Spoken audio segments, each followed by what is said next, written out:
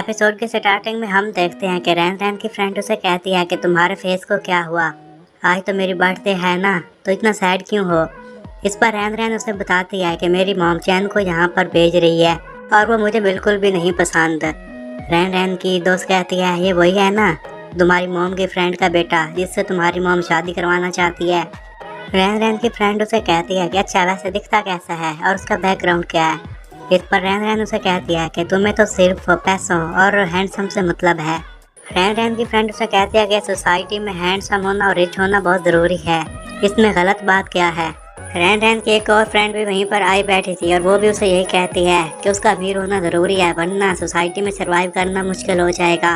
रैन रैन उन दोनों को कहती है कि अब तुम दोनों बस कर जाओ, तुम्हें पता है ना मेरा पहले ही मूड ख़राब है। तो तभी ऊपर से चैन भी आ गया था। इस पर रैन रैन की फ्रेंड उसे कहती हैं तुम ज़रूर चैन होगे। मैंग मैंग उसे कहती है कि तुम्हें पता है ना हमारे कैंपस में कितने लड़के इसके पीछे पड़े हुए हैं। इस पर रैन रैन मैंग को कहती है कि तुम अपना मुंह बंद करो।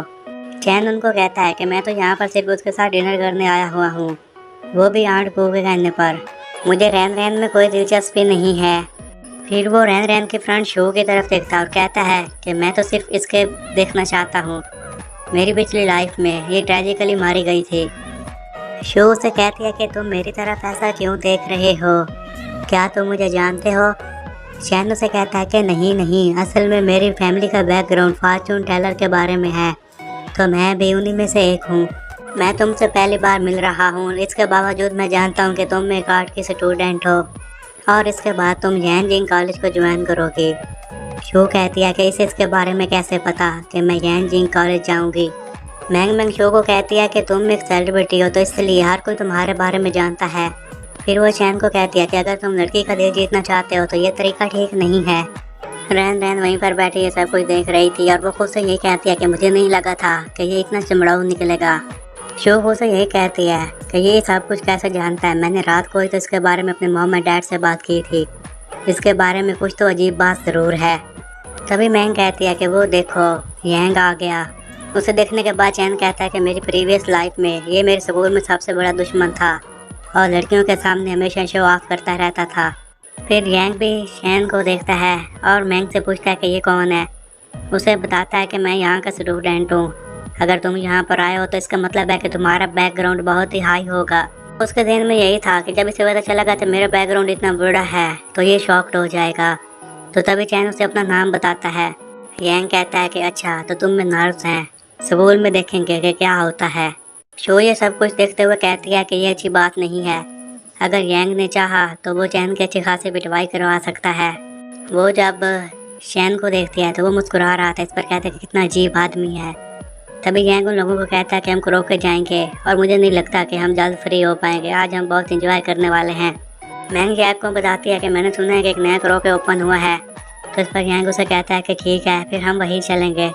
चैन को तो ये कहता है कि ये तो पूरा दिन बिजी रहेंगे, मैंने तो जाकर फू का इलाज भी करना है, मेरे पास ज़्यादा टाइम नहीं है। तो तभी यंग उसे बताता है कि मैं तुम्हें बताना भूल गया, हमारे पास ऑलरेडी गाड़ी फुल है, तुम टैक्सी लेकर आ जाना। चैन को उसे कहता है कि मैं जानता हूँ कि तुम्हारे पास सीट्स पड़ी हुई हैं, लेकिन तुम सिर्फ बस मेरे साथ मैस क्रिएट करना चाहते हो। तभी शू गाड़ी में से अपना मुंह बाहर निकालती है और चैन को कहती है कि तुम मेरे साथ बैठ सकते हो। रैन रैन ये सुनने के बाद शू को कहती है कि तुम क्या कर रही हो। इसके बाद मैंग कहती है कि इसे तो हर किसी पर मर्सी दिखाना आता है, चलो ठीक है तुम पीछे बैठ जाओ। चैन अब गाड़ी में बैठ चुका था और वो खुद तो ये कहता है कि ये अब भी काइंड हार्टेड है, जैसा कि मेरी पिछली लाइफ में थी। यंग अब उन लोगों को कहता है कि चलो चलते हैं और इस तरह वो लोग क्रोकेट पहुंच गए थे। वहाँ पर उनके लिए हाई प्रोफाइल हॉल बुक किया गया था। यंग के साथ जो लोग आए हुए थे वो कहते हैं कि हमें क्वींस हॉल नहीं बल्कि किंग्स हॉल चाहिए। तो इस पर यंग मैनेजर को कहता है कि हमें आप क्वींस हॉल दे दें, अगर आपने मेरी हेल्प की तो मैं आपको 5 स्टार होटल दिला सकता हूँ। बस ये सुना ही था कि तभी यंग का एक फ्रेंड आगे बढ़कर मैनेजर को जोर से थप्पड़ लगा देता है। ये देखने के बाद रैन रैन कहती है कि ये कितना मैस क्रिएट कर रहे हैं, चलो किसी और जगह पर चलते हैं। मैंग मैंग रैन रैन को कहती है कि तुम परेशान मत हो, अगर कुछ गलत हुआ तो यंग के डैड ये सब कुछ संभाल लेंगे, वो वैसे भी काफ़ी सारे लोगों को जानते हैं। तभी चैन रैन रैन के पास आता है और कहता है कि आंटी तुम्हारा वेट कर रही है, हमें जाना होगा।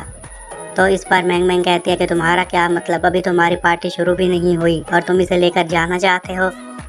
यंग चैन को यही कहता है कि तुम इसे कहीं नहीं लेकर जा सकते, ये रैन रैन ही डिसाइड करेगी कि उसे क्या करना है। रैन रैन कहती है कि एक तरफ चैन है और दूसरी तरफ मेरी बेस्ट फ्रेंड। रैन रैन चैन को कहती है कि तुम घर चले जाओ, मैं तो आज पार्टी करके ही आऊँगी। मैंग मैंग चैन को कहती है कि अब तुमने सुन लिया, अब तुम यहाँ से चले जाओ। शो रैन रैन को कहती है कि तुमने उसे अपसेट कर दिया। तो इस पर रैन रैन कहती है कि अगर मैं उसके साथ चली जाती तो इस तरह मिंग मिंग और यांग मुझसे अपसेट हो जाते। चैन कहता है कि ये कितनी बिगड़ी हुई लड़की है। तो तभी आवाज़ आती है कि कोई वहाँ पर आ रहा है। तो तभी एक बॉडीगार्ड आता है और वो बड़ा हटा कटा था। वो पूछता है कि किसने मैनेजर पर हाथ उठाया। तो इस पर एक लड़का बताता है कि मैंने उठाया था। वो बॉडीगार्ड कहता है कि चलो हमारे साथ चलो, हमारे बॉस तुम्हें देखना चाहते हैं। वो लड़का चिल्लाते हुए कहता है कि तुम ये क्या कर रहे हो, तुम जानते हो कि मैं कौन हूँ। यांग भी उन्हें कहता है कि क्यों ना हम इसके बारे में बात करें। वो बॉडीगार्ड कहता है कि तुमने यहाँ पर मैच क्रिएट किया, इसलिए बॉस तुम्हें देखना चाहते हैं, तुम भी हमारे साथ चलो। तो इस पर वो कहता है कि ओके मैं तुम्हारे साथ चलता हूँ, लेकिन तुम मेरे दोस्त को छोड़ दो। यांग के फ्रेंड्स कहते हैं कि हम अब क्या करना चाहिए। तो इस पर उसका दोस्त भी कहता है कि कोई बात नहीं, हम ज़्यादा हैं। रैन रैन भी ये सब कुछ देखकर हैरान खड़ी थी। तभी मैंग मैंग उससे कहती है कि तुम परेशान मत हो, यांग के डैड के काफ़ी कॉन्ट्रैक्ट्स हैं तो वो बच जाएगा। चैन भी उसे ये कहता है कि मैं भी देखना चाहता हूँ कि इस सिचुएशन को ये कैसे हैंडल करता है। वो बॉडीगार्ड यांग को एक जगह पर लेकर जाता है। वहाँ पर किंग्स हॉल को बुक करने वाला बंदा बैठा हुआ था। तो इस पर यांग उसे कहता है कि मुझे आपका किंग्स हॉल चाहिए। ये सुनने के साथ ही वो बंदा यांग को कहता है कि आखिर तुम हो कौन। और इसी के साथ ये एपिसोड यहीं पर ख़त्म हो जाता है।